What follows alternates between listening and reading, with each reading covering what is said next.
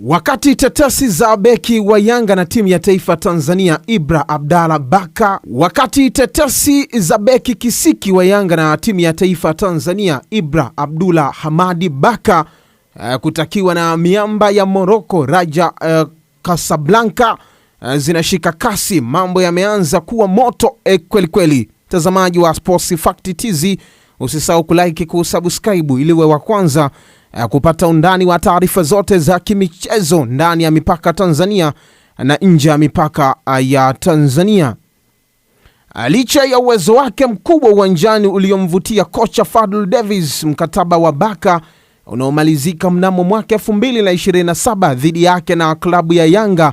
na hadhi yake kama askari wa KMKM akiwa na cheo cha sergeant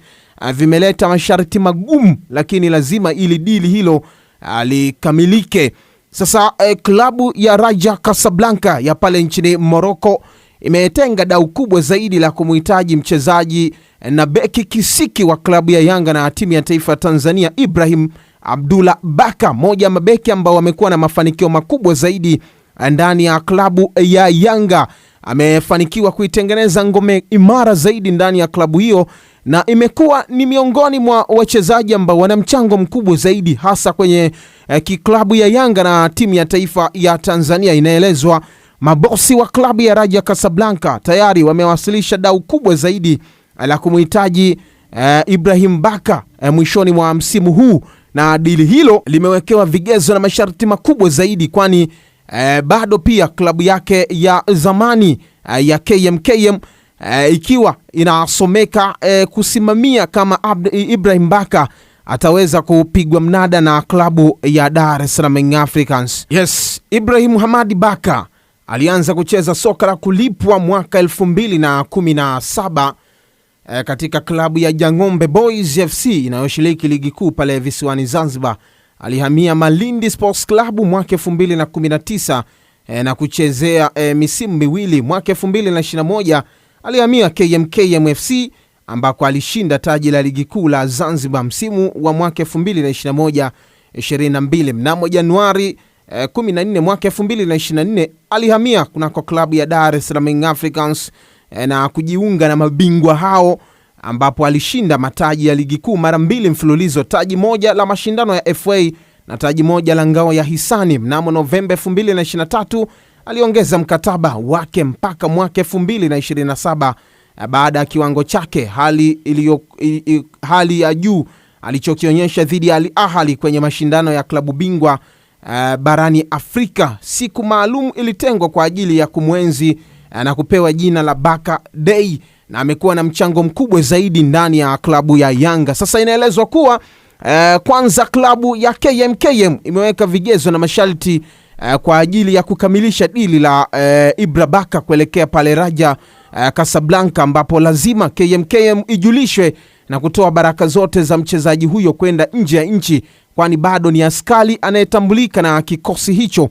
cha KMKM kama sergeant. Katika dau la usajili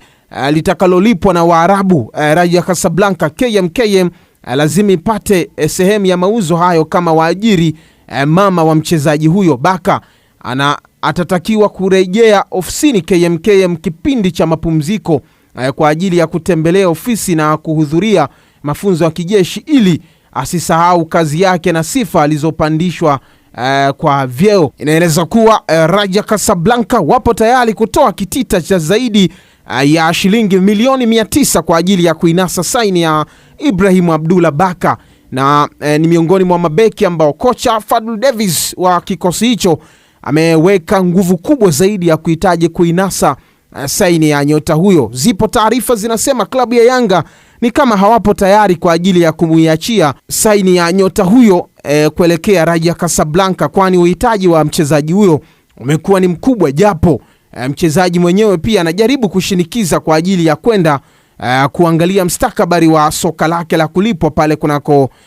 nchi ya Raja Casablanca. Ibrahim Abdullah Baka, moja wa wachezaji ambao wamekuwa ni muhimili mkubwa zaidi kwenye ngome ya klabu ya Yanga mpaka hivi sasa, wamefanikiwa pia kuwapa mataji mara 4 mfululizo ya ligi kuu Tanzania bara, lakini pia ushiriki wa Yanga kunako michuano ya kimataifa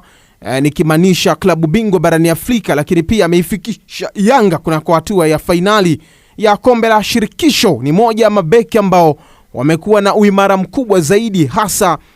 kwenye kuilinda ngome thabiti ya klabu ya Yanga, na amekuwa pia na mafanikio ya kufunga mechi kadhaa. Msimu huu tu Ibrahim Baka amefanikiwa kufunga magoli mawili ambao pia yanaendelea kudhihirisha ni si tu mchezaji ambaye anaweza kuilinda klabu, lakini pia kwenye swala la kufunga amekuwa ni muhimili mkubwa zaidi. Hebu dondosha maoni yako. Wewe unafikiri